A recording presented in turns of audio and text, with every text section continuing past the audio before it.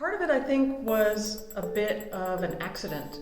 So I did my undergrad at the University of California at Santa Cruz, and they have this great, or at least they had, I don't know if they still do, this great animal behavior class that involved not only work in the classroom, but also spending 2 days a week up at Año Nuevo, which is a state reserve where northern elephant seals come, and they pup and they molt.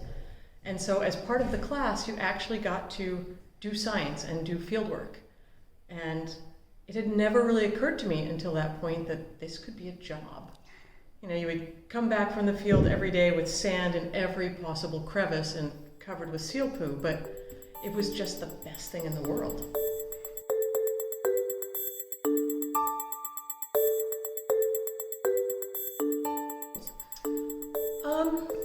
Well, I think we moved around a lot when I was a kid, because my dad was in the military. And so we lived all over the world, and I sort of think of my sister and I as being free-range children. I mean, we were just allowed to go off on our bikes wherever we wanted to, and we were constantly bringing home little animals, and my parents were very tolerant of all the small creatures that ended up in our house. I wanted to become a veterinarian at the time, so, you know, the little birds with the broken wings, I'd want to bring them home. Sadly, most of them didn't make it. But I have always been fascinated by animals and by nature, and especially as a little kid, you know, shows like Mutual of Omaha's Wild Kingdom and Ranger Rick magazine were really inspiring. Although, looking back on it now, you know, there weren't any women in them. It was all men. And yet somehow it still occurred to me that maybe I could do that. And then later at Santa Cruz, I was volunteering for all these great graduate students, many of whom were women, and these were like hardcore, awesome field biologists, and they were such an inspiration.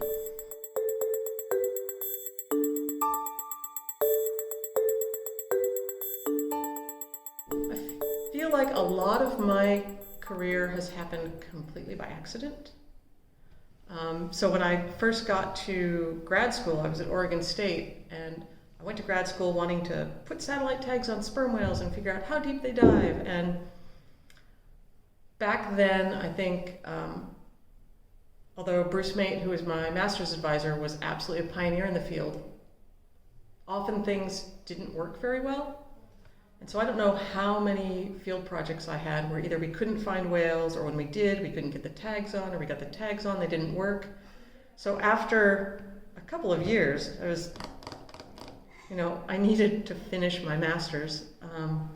And a guy down the hall who was working with underwater acoustic data said, "Oh, you know what? We have all these noises that I think are whales," because he was a geophysicist who studied volcanoes. "Do you want to use these data for your master's?" And at that point, I jumped ship because I desperately needed to, finish something up.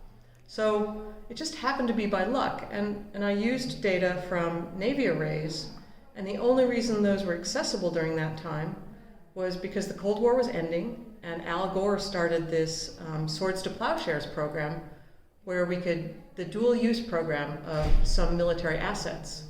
So I got to listen to the North Pacific for, one of the very first times for a civilian in terms of looking at and listening to blue whales. And that kind of launched me on the way.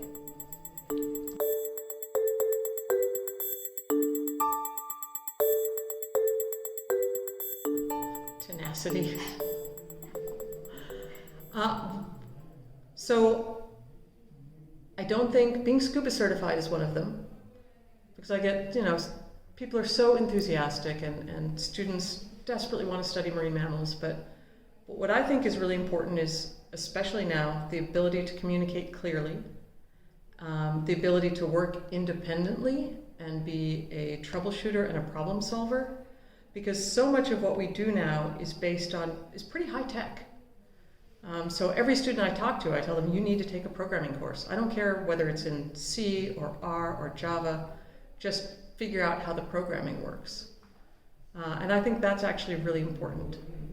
What I think is less important, if you're willing to work hard, is prior experience. Because one of my concerns about how we do things in this society is we kind of expect people to have lots of previous volunteer experience on other people's projects studying marine mammals, and I'm really cognizant of the fact that there are a lot of people who can't take the time off, either financially or because they've got family commitments, to go off for 2 or 3 months and pay their way to volunteer for somebody else just to have a chance to get into grad school. So when I'm thinking about students, that's not what I'm looking for. I'm looking for somebody who is motivated and independent and willing to work hard and problem solve on their own.